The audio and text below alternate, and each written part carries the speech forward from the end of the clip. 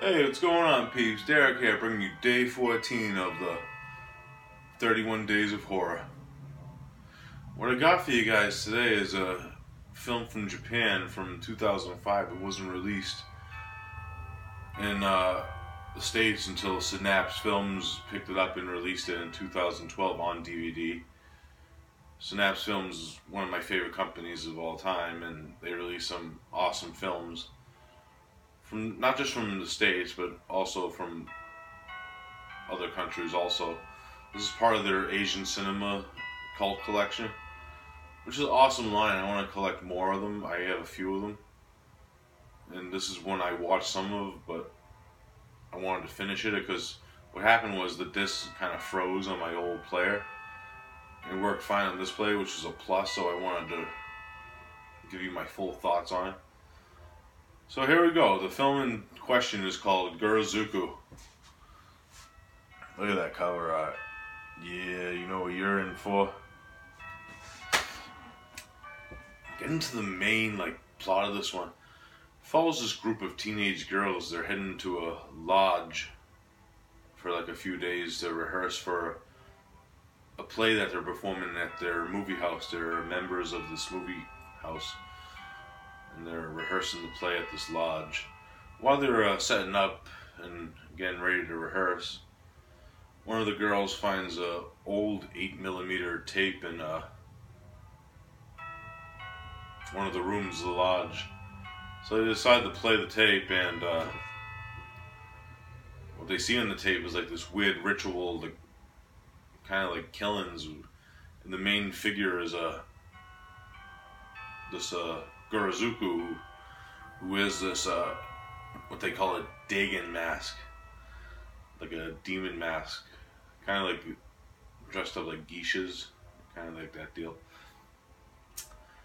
And they find out that this tape is actually filmed at the same place they're staying, which kind of creeps the girls out. And what happens during the few, I guess it's days, I'm not really sure how long this film takes place. One of the girls goes missing while they're about to film some exterior rehearsing shots, and their food goes missing. So all the girls are either testing each other's sides and going against each other, trying to figure out what's going on. And they find out this legend of the Gurozuka that they tell might be actually happening right now, when the next targets of this either entity or person dressed up as Gurozuka. That's the main plot of the film. Now my thoughts on it. I'll give you the one bad thing I have with this film. It's kind of the way I would describe this is an Asian slasher. It has some off-screen kills, though. Most of the kills are off-screen, which kind of is a bummer. But it has a lot of good things in it too that makes it worth watching. So that was my only gripe with this film: the off-screen kills and attacks especially with the weapon. Now let's talk about the things. This film has some great cinematography in it. The daytime shots and the nighttime shots have this weird mystique atmosphere to them, which really did bring it a plus and made it kind of creepy, where they were staying and filming. It's kind of weird with daytime shots being atmospheric, but they were, because they had some tense moments during the daytime. And I just like the setting of this in the woods and this lodge, and there's nowhere to escape from this lodge. It's deep in the woods, and this is a perfect setting for this type of film. And yeah, and if you hear that in the background of the menu, that's the actual music that plays throughout the film. Music of this is actually very tense and compelling and eerie in some scenes. it has some high like cymbal action, like, which you don't really hear like cymbals in scores anymore, and especially like newer films. They're all mostly electronic, and this is really like well done score for this type of film. It's very airy, and like I said, it's like it has some like creepy moments in the score also, which I really enjoyed. Now Gurozuka herself is, or himself, you don't know what. I'm gonna say it's a her because it has long hair and stuff. She has like the mask, and some scenes there's like blood all over the mask, and it's just awesome. And the weapon she uses is like this. The way I would describe it, it looks like a long, like huge, like straight edge razor. That's the way I would describe what the weapon actually looks like.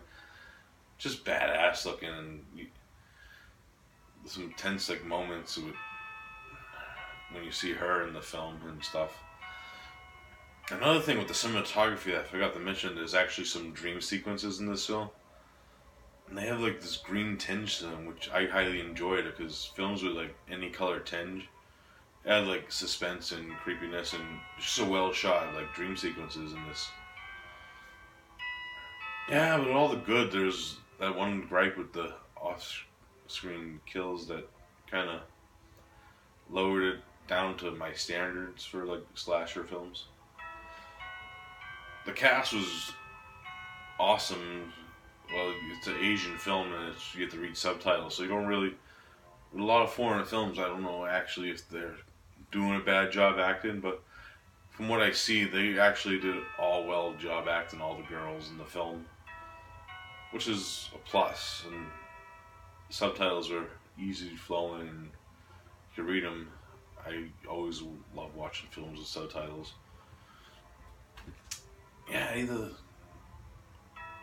So I don't have really much else to say with it. If I had to rate Gurozuka, I'd give it a solid 7 out of 10. Like I said, it's nothing like added new to like the genre that I think it represents. But at the same time, it's a foreign like film that takes slasher motifs that I like and stuff. And you don't really get to see much of these, especially Japanese or Asian ones for that matter. So I do recommend you check out Gurozuka if you're a fan of like, if you want to get into like different country slashers or stuff.